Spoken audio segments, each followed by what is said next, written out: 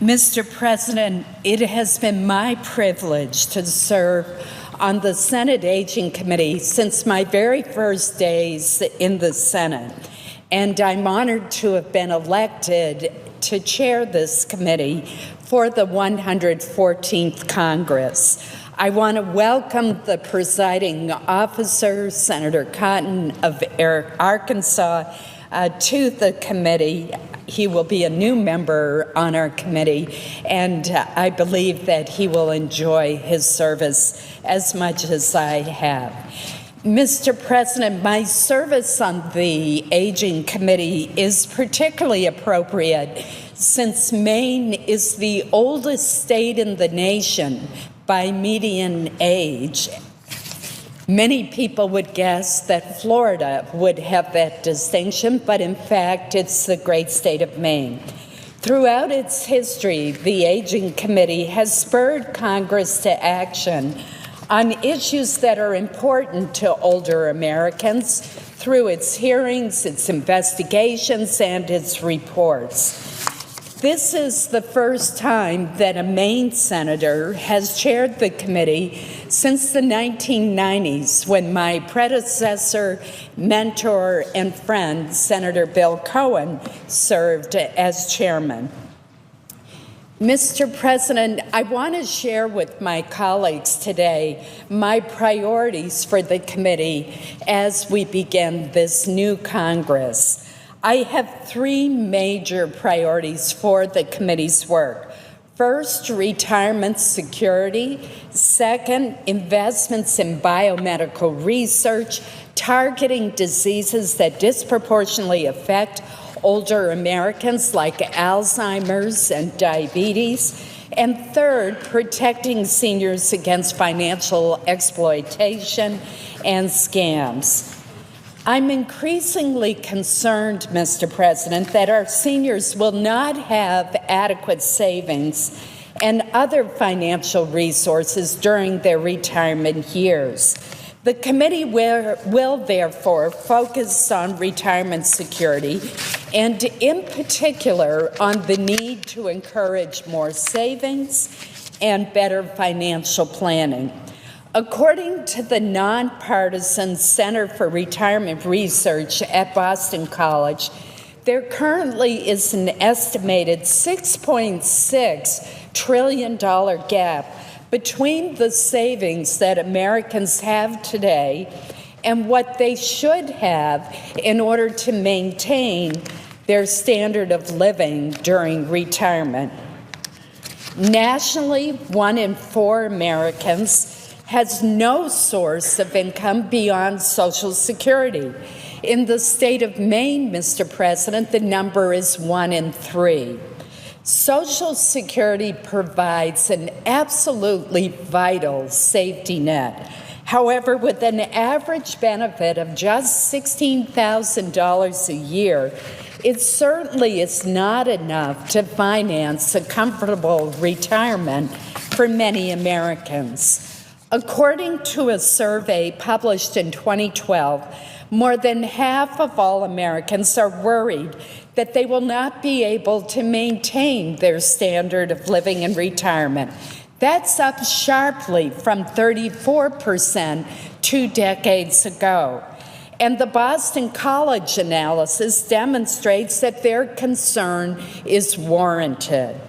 There are many reasons for the decline in retirement security facing American seniors, including the demise of many defined benefit pension plans in the private sector, the severity of the recent financial crises, which wiped out much of the net worth of many seniors, at least temporarily, rising health care costs, the need for long-term care, and most of all, Mr. President, the simple fact that Americans are living far longer than we used to.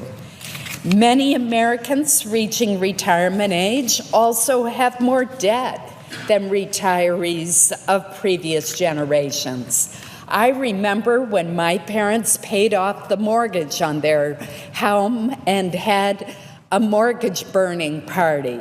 Well, today, Mr. President, people that are the age that my parents were when they paid off their house are taking on new debt and new mortgages. We found at the Aging Committee that there are seniors who are still paying off their student loans or the student loans of their children. These are all issues that I look forward to the committee exploring in depth in this new Congress.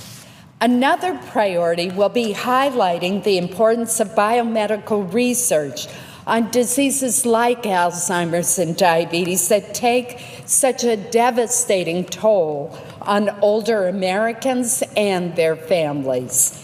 Investments in biomedical research not only improve the health and longevity of Americans, but also provide benefits to our economy and to the federal budget. For example, nearly 1 out of 3 Medicare dollars is spent treating people living with diabetes. According to multiple economic analyses, there is roughly a 2-to-1 return on investment in federal support for biomedical research.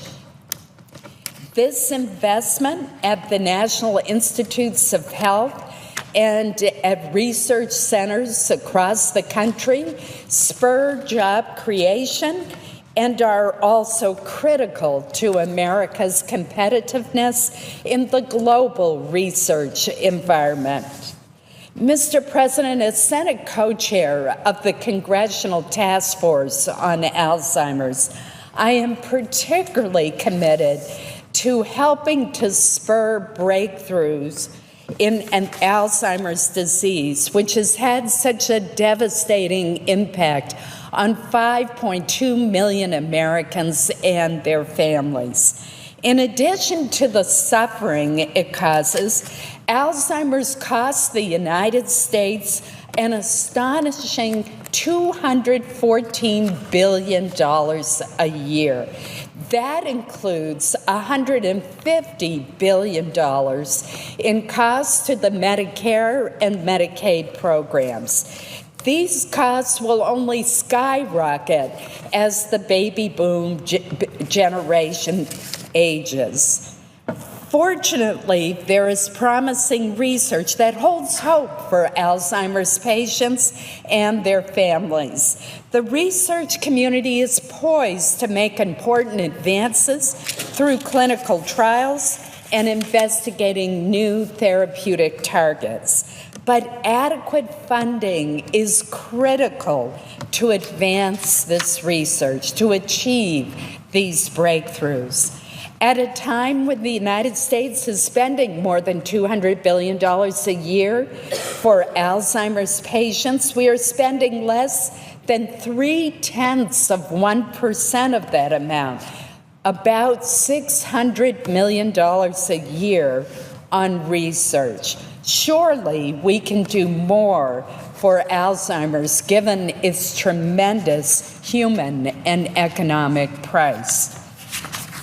The national plan to address Alzheimer's has as its primary goal the prevention and effective treatment of Alzheimer's by the year 2025. To meet that goal, the chairman of the Federal Alzheimer's Advisory Council says that we need to devote $2 billion a year to Alzheimer's research. Well, think about that, Mr. President. That is only 1%. In fact, it's less than 1% of what we as a society are spending to care for people with Alzheimer's. That investment will lead to better treatments and ultimately a means of prevention or even a cure for this awful and expensive disease.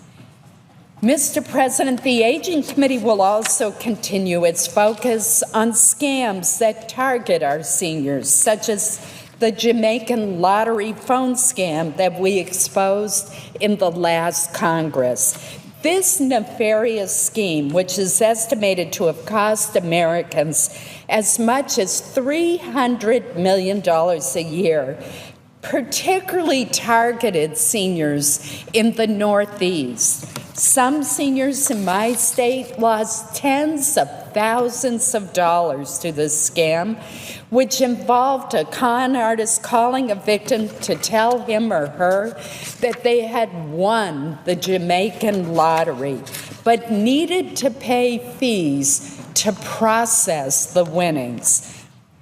Well, Mr. President, I don't need to tell you that these seniors had won nothing of the sort.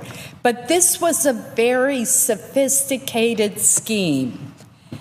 In addition to educating seniors to help them avoid becoming victims of such scams, the hearing resulted in the Jamaican government passing new laws targeting the scammers and promoted and prompted federal law enforcement to extradite and charge several of these con artists. The Aging Committee will also continue its fraud hotline to help protect seniors from these kinds of scams and financial exploitation. And the phone number for that fraud hotline, which is toll-free, is 1-855-303-9470. 1-855-303-9470. Mr. President, in addition to these three major priorities, it is my hope that our committee in the second year will also take a close look, really scrutinize federal programs that are designed to help our seniors, such as those authorized by the Older Americans Act.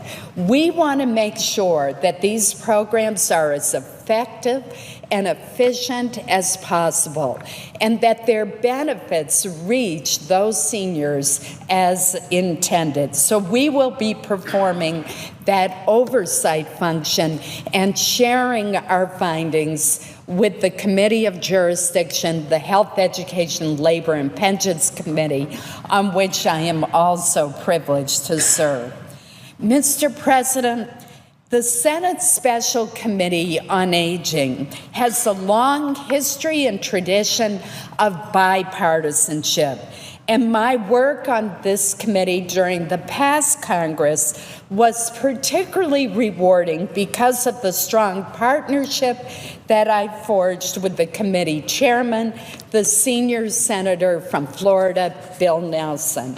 I look forward to continuing that bipartisan tradition with my good friend and close colleague, Senator Claire McCaskill of Missouri, who will be serving as the committee's ranking member in the 114th Congress.